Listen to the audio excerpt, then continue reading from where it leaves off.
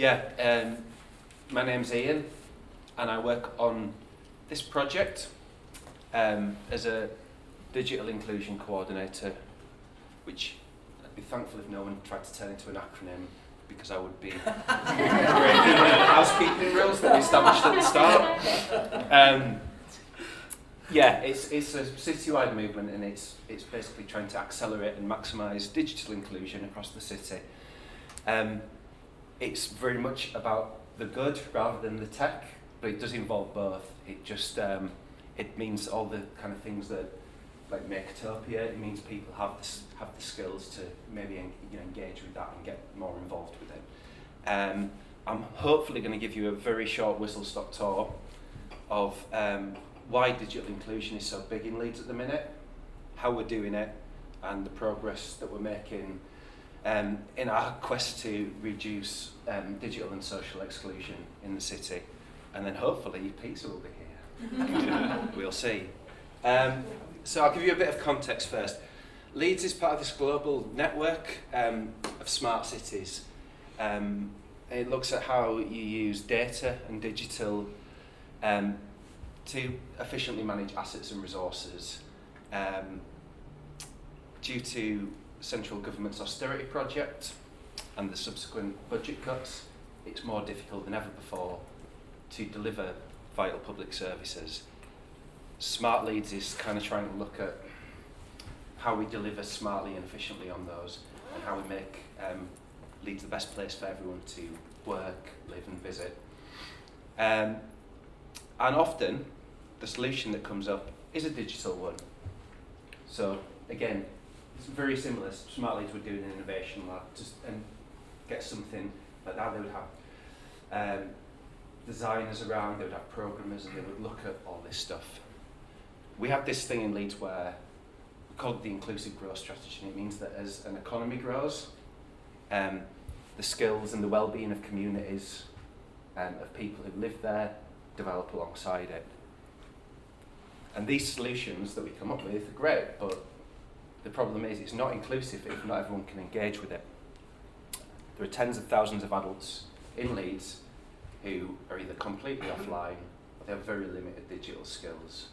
And it's a huge problem because as more and more services these days, universal credit is an example, move to digital by default systems, the digital literacy that's required to actually engage with them successfully isn't keeping pace.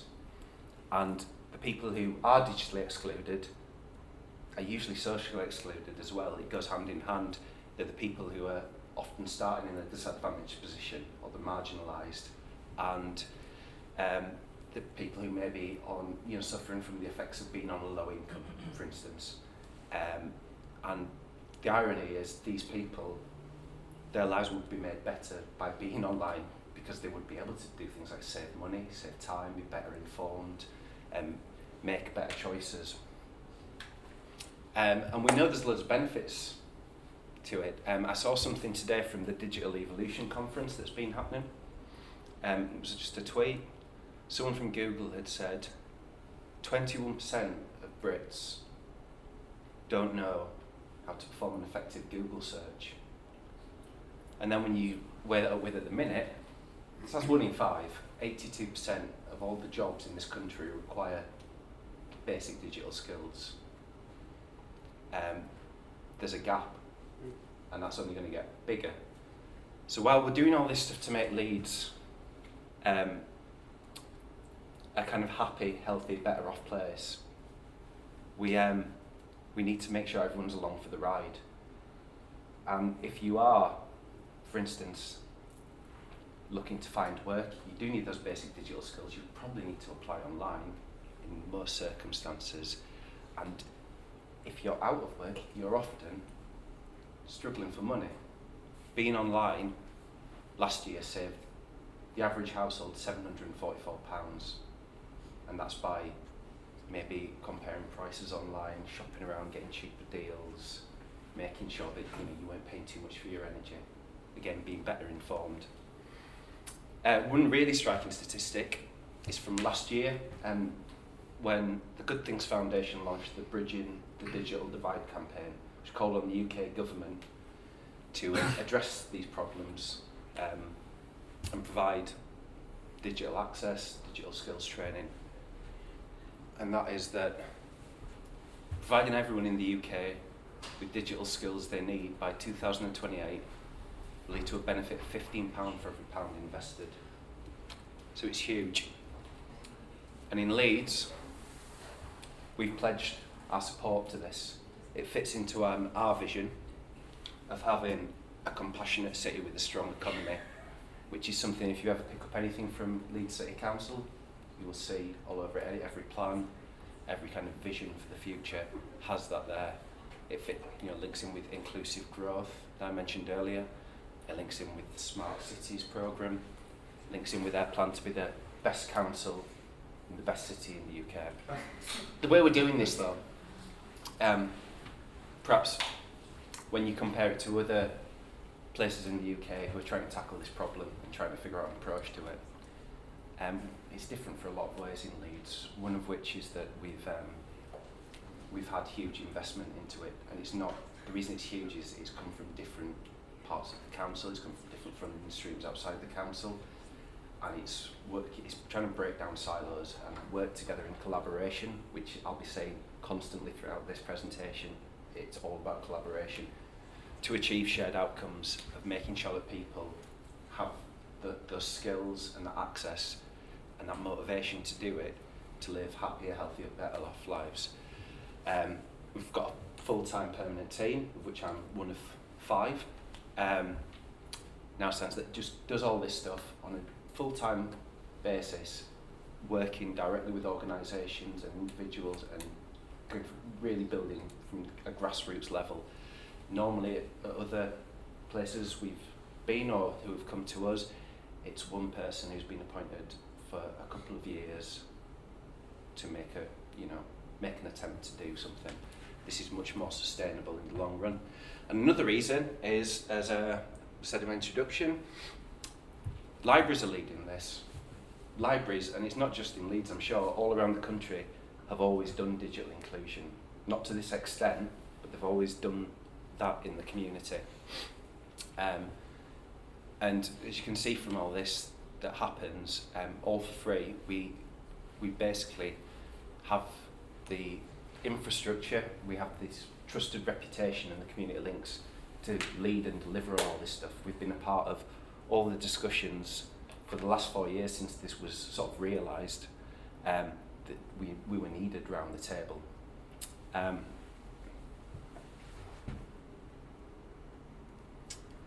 despite all that, as I said, I'm one of 5 people, and there are tens of thousands of people offline. So I can't do it by myself, and even with 4 colleagues, we can't do it. We need to actually work in collaboration, in partnership with people. A lot of the time, whenever you'll hear this phrase quite often, which is hard to reach or hard to engage, and it's about quite marginalised people. And I'm employed by Leeds City Council.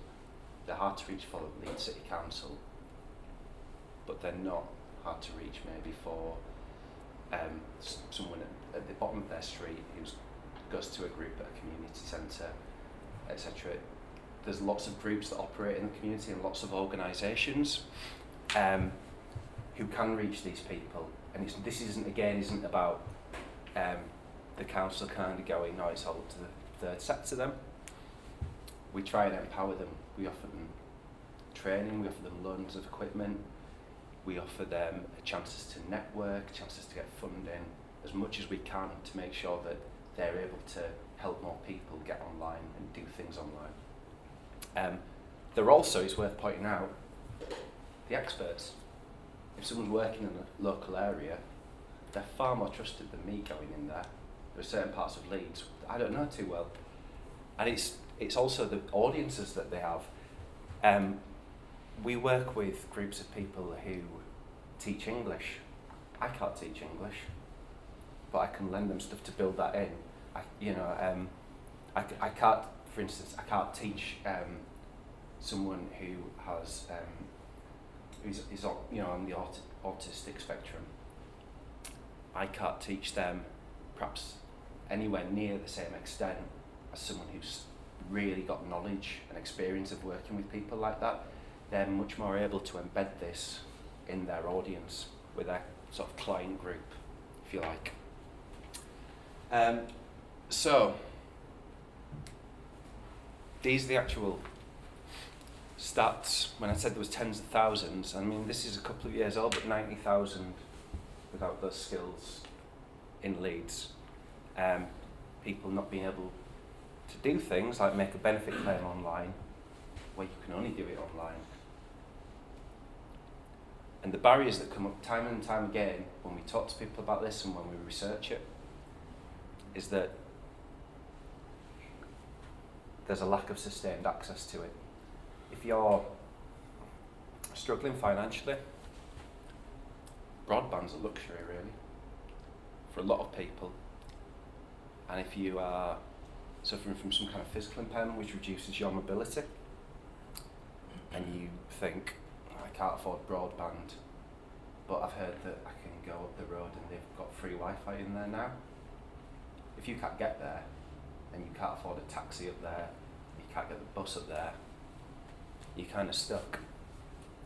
The big one that always comes up is a motivation for actually being involved with it.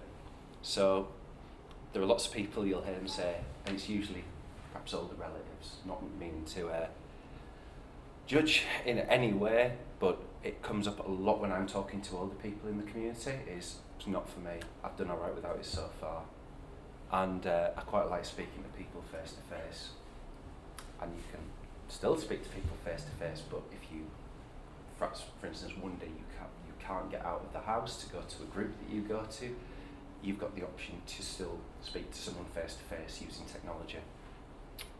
And a lack of skills, it's the people who say, I don't know what I'm doing, I'm useless at it, I'm not very clever, I'll break it. These come up time and time again when we talk to people, when we read things that people say in reports from all around the world.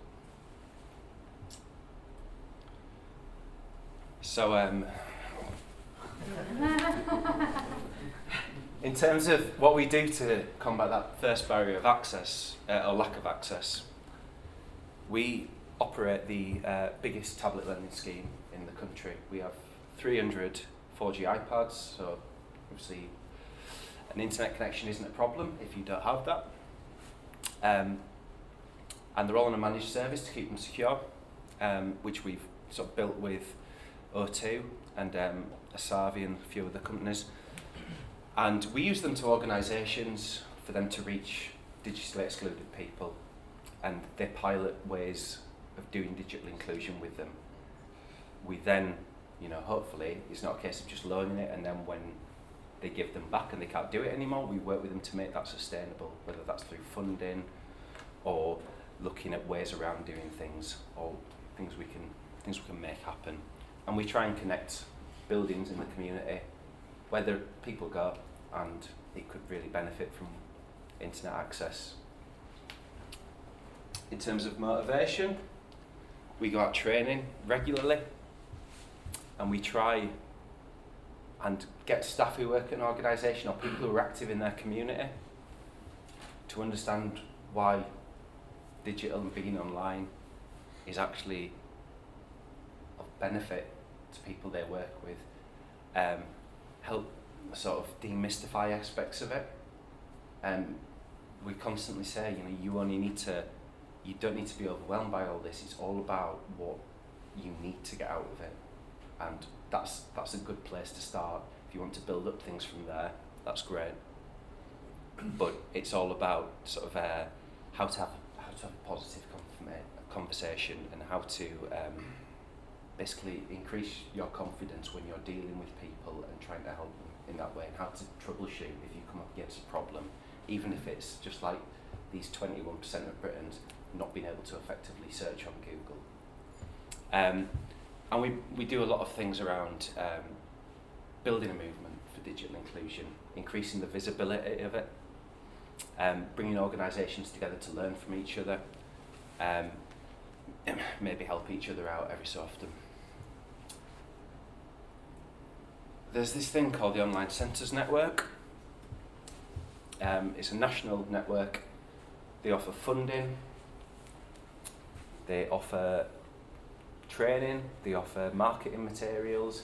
They try and promote this in communities at a grassroots level. There's 5,000 members of the Online Centres network. Many are in Leeds. We've recruited quite a lot in the last year.